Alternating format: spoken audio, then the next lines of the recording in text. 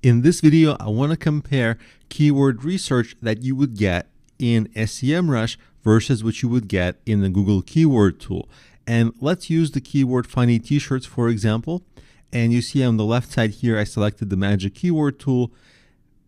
The other tools they have are fine. The keyword manager is basically where you store your keywords, but you can do it in other ways as well. The most important for me is finding good, unique keywords that are not too competitive. When we look over at the keywords that are shown by SEMrush, you'll see a lot of options. There's a lot of good keywords, and they're all accurate. At least when I browsed it by myself before filming this lecture, I found a lot of the results very good. Like, I can actually potentially use them. For example, funny Thanksgiving t-shirts, funny t-shirts ideas, funny pregnancy t-shirts, political t-shirts that are funny. I can actually target a lot of these keywords with my website, and so these are actually very useful results for me, right? Like, for example, funny nurse t-shirts. I see there's some demand for this. It's not a tremendous amount of demand, but it's a regular amount of demand.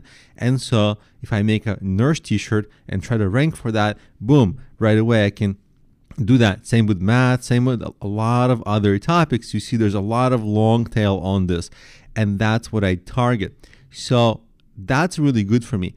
What's also really good for me is this KD percentage, keyword difficulty. Now, this is how difficult it will be to rank organically, meaning for free in Google. All of these are listed as relatively competitive, and they're in the 70s and 80s. And obviously the 96 is funny t-shirts Amazon. I mean, you'd have to be competing with Amazon. So obviously you cannot outrank Amazon. That is completely logical. But at the same time, you see none of these are totally easy. But if we have confidence in ourselves, we can have a chance. And there's a lot of ways to refine your searches. For example, if you're targeting long tail or voice searches, you can, instead of all, you can toggle to question forms. And so you'll get queries in the forms of questions. You see there's not a lot of volume on these for this particular topic because it's t-shirts. But for your topic, maybe it's different. You can also target by how difficult it is or easy. So for example, if I want to rank really easily, right, I want to find keywords that are easy to rank for, then, son-in-law t-shirts, really easy to rank for apparently, right?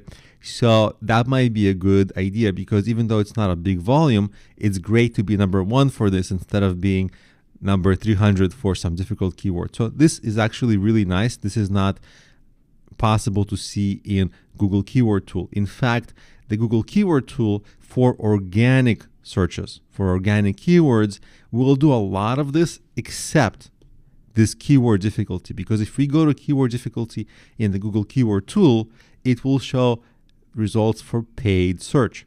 This is the Google Keyword Tool, and this competition, you see the definition of it. Competition shows how competitive ad placement is. So you have to pay. This tool does not show you how competitive things will be for free organic SEO, which is what we're after right now. So you only get this feature, and it's actually a really valuable insight from SEMrush. If we go back to SEMrush, you see I can specifically order this by how difficult the search might be, or I can just order it this way. You see I'll be able to slice and dice the results of these keywords and refine them. Let's say I want to do, t-shirts for men only, right? Then I can go for men with, let's say, some boat, and let's say I want to cool. And so I can kind of slice and dice a lot of keywords. Obviously, the thing I chose has no volume just now, but I just wanted to show you the example of the different refinements you can do to your searches. But what's really important is that when you get your whole list of keywords, you see there's like 8,000 keywords, and that's not even it. I mean, instead of funny, we can do novelty t-shirts, right? Novelty or weird t-shirts. So we can have us different starting points. Or instead of t-shirts, you can do hoodies, right? So there's a lot of keywords, a lot more than these 8,000. You'll be ranking for a lot of these and really intelligently chosen precisely because of this keyword difficulty metric. So you can intelligently choose your keywords depending on what ranks. So for example, let's say you make a few pages and they're like in the keyword difficulty 80. and then you see, oh, they're not ranking. They're ranking maybe on the 5th page. Then you go and target a few pages that are keyword difficulty 60, and you see, oh, I'm ranking in the 1st page. And so you start targeting keywords that are difficulty 60. And as your site gets more authoritative, you start ranking for keyword difficulty 70, 80. And so if you choose your keywords intelligently that way, you can start ranking for keywords that are still good for you, still lucrative, and maybe have a lower volume of search, but at least you'll be able to rank for them. And over time, you'll be able to rank for all of them. And that's how you'll get momentum also. You won't have to wait forever for some things to start ranking. So that's the powerful part of the SEMrush keyword research.